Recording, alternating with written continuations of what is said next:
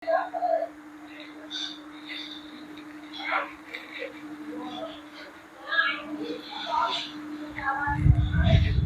আলাইকুম রহমতুল্লাহ।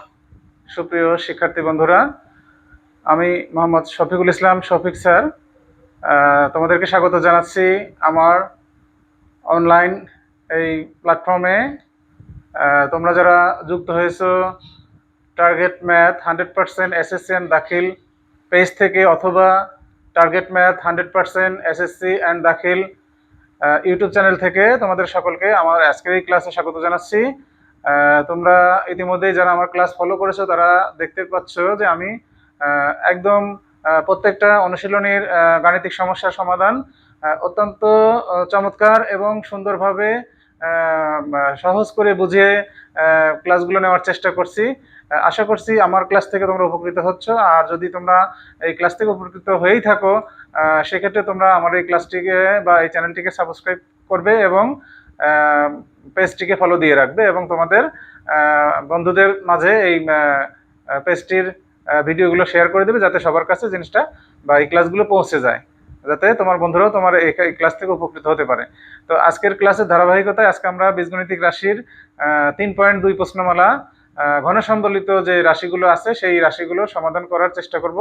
আমরা আজকের এই ক্লাসটি মূলত 3.2 অনুশীলনীর দুইটি প্রশ্ন নিয়ে আমাদের আজকের ক্লাসটি পরিচালনা করবে। একটি হলো 3 নম্বর প্রশ্ন এবং একটি 4 নম্বর প্রশ্ন। তো তোমরা যারা ঘন সম্বলিত এই অধ্যায়টি আগে থেকেই করে রেখেছো, নিশ্চয়ই তারা ঘন সম্বলিত সূত্রগুলো তোমাদের মুখস্থ হয়েছে। তো এরপরে যাদের মুখস্থ নাই তারা অবশ্যই মুখস্থ করে নেবে। আমরা এখানে মাত্র 4টি সূত্রের সাহায্যেই এই অনুশীলনীর সমস্যাগুলোর সমাধান সাধারণত হয়ে থাকে। এছাড়া যখন সৃজনশীল আকারে আসবে বীজগণিতিক রাশির, তখন দেখবা যে এই অনুশীলনীর সাথে আমাদের পূর্বের যে অনুশীলনী অর্থাৎ বর্গ সম্বলিত রাশির যে সূত্রগুলো থাকে সেখানের সূত্র এবং ঘন সম্বলিত রাশির সূত্র, দুইটা সূত্রের কম্বাইন্ড করে একটা প্যাকেজ করে তারপরে সৃজনশীল তৈরি করা হয়। তো আশা করছি তোমরা ক্লাস থেকে উপকৃত হবে। তো আমরা দেখতে পাচ্ছি এখানে a cube minus b cube দুইটি প্রশ্ন আছে অনুশীলনী 3 নম্বর এবং 4 নম্বর প্রশ্নে। দুইটা প্রশ্নেরই একই ধরনের অনুসিদ্ধান্ত দিয়ে আমাদেরকে করতে হবে। একটি হলো a cube minus b cube আর একটি a cube minus b cube, দুইটি কিন্তু একই ধরনের রাশি। তো আমরা কি করব, সমাধানে চলে যাব। আগে সমাধান 3।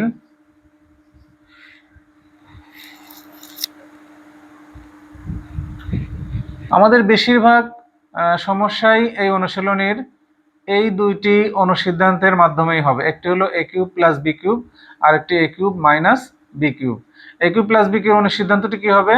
a plus b whole cube minus 3ab into a plus b, এবং a মাইনাস b এর সূত্রটি কি হবে বা অনুসিদ্ধান্তটি কি হবে? a minus b whole cube plus 3ab into a plus b, 3ab into a minus b। তো আমাদের যে দুইটি প্রশ্ন আমরা আজকে সলভ করব সেই দুটি প্রশ্নেই কিন্তু a cube minus b cube, a cube minus b cube অর্থাৎ 2 নম্বর যে অনুসিদ্ধান্তটি সেই অনুসিদ্ধান্ত দিয়েই কিন্তু আমাদের আজকের এই সমস্যার সমাধান করতে হবে। আমরা প্রথম সমস্যাটায় কি লিখব, যে আমরা জানি a cube minus b cube সমান a minus b whole cube plus 3ab into a minus b। এখন দেখো এখানে আমরা a মাইনাস b এর মান দেয়া আছে, আমাদের কত দেয়া আছে? 5, এবং ab এর মান দেওয়া আছে কত? 36।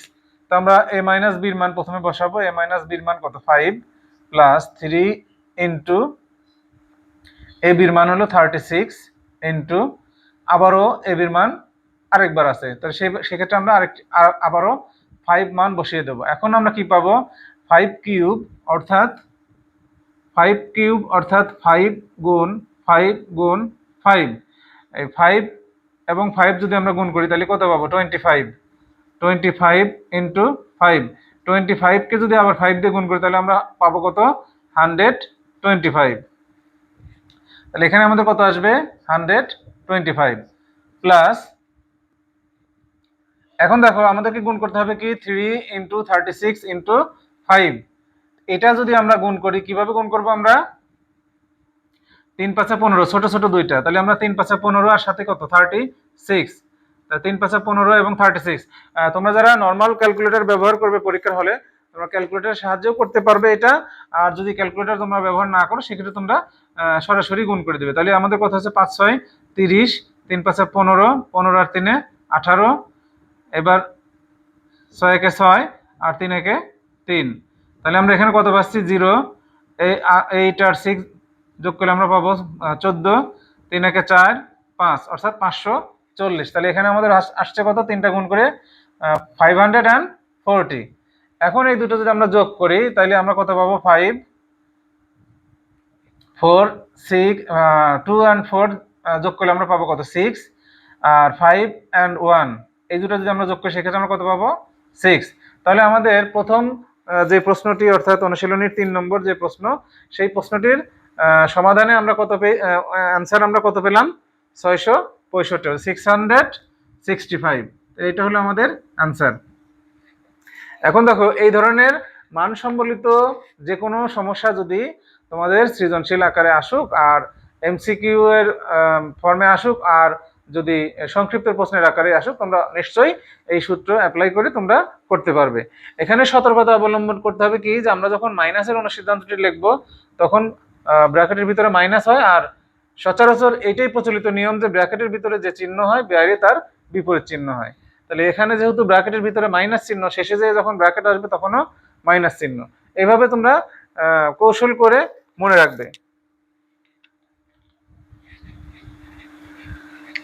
এখন আমরা এই সমস্যাটি সমাধানের পরপরই আমরা যাব 4 নম্বর সমস্যায়।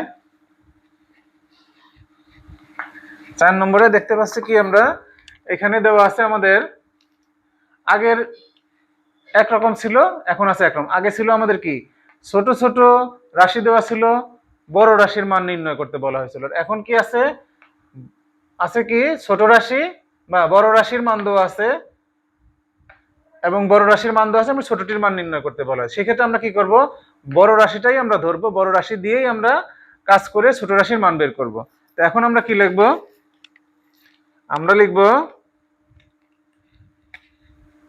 a কিউব সমাধান, আমরা 4 এর সমাধান করছি। এখন a cube minus b cube সমান 513।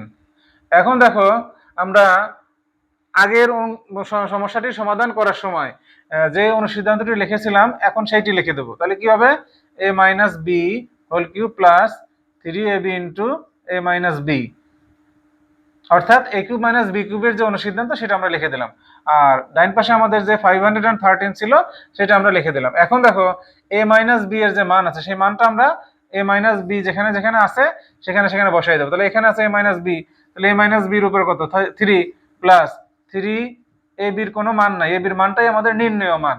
তো এটা আমরা এভাবেই রাখবো। এর সাথে কি আছে, a মাইনাস b এর মান কত 3, a মাইনাস b এর মান 3টা বসিয়ে দেবো। এবার কত আছে, ডান পাশে 513 আছে, এটা থাকলো এইভাবেই।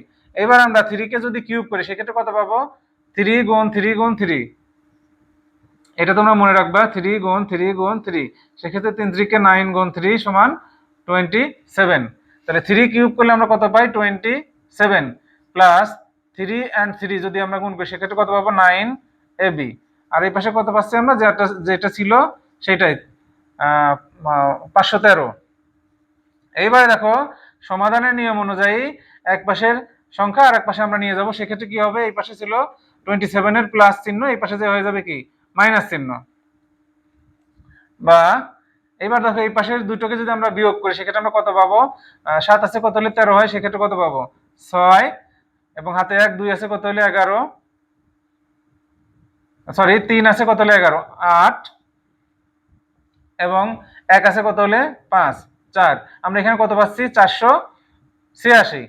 এবার এবির সাথে যে 9 ছিল সেই 9টাকে আমরা এবির সাথে আর রাখবো না, যেহেতু আমাদের নির্ণয় মানটা হলো এবি, 9 এবি না এখানে, এই কারণে 9টাকে আমরা ওই পাশে দিয়ে দেবো। তাহলে 9টাকে যদি ওই পাশে দিয়ে দিই তাহলে সেক্ষেত্রে কি হবে, 9 এই পাশে গুণ আছে, এই পাশে এসে কি হবে ভাগ। তাহলে 9 কে যদি 9 দিয়ে যদি 486 কে ভাগ করি সেক্ষেত্রে আমাদের কত হবে, অতএব এ বি সমান 9 48-এর মধ্যে আমরা প্রথম দিব। 48-এর মধ্যে কয়বার যাবে? 50টা, 5 নং 45, 5 বার 45 যে থাকবে কত? 3, 3 এবং 6 36, তাহলে কত হবে? 4 নং 36। তাহলে আমরা 486-কে যদি 9 দ্বারা ভাগ করি তাহলে আমরা সেক্ষেত্রে কত পাবো? 54। তো এইটা তোমরা যদি এমনি এমনি না করতে পারো, যারা ছোট ছোট বেসিকে দুর্বল এখনো আছো, তোমরা ক্যালকুলেটরের সাহায্য নিয়ে এই ধরনের ভাগটি অতি সহজেই করে নিতে পারবে। তো আশা করছি আজকের এই ছোট দুটি সমস্যা অল্প সময়ের মাঝেই তোমাদের মাঝে আমরা দেখাতে সক্ষম হলাম। এটা যদি বুঝতে তোমাদের কোথাও কোনো সমস্যা হয় সেক্ষেত্রে তোমরা কমেন্টস করে জানাবা। তাইলে আমি আবার পরবর্তী কোনো ভিডিওতে এটা নিয়ে আবার আলোচনা করার চেষ্টা করব।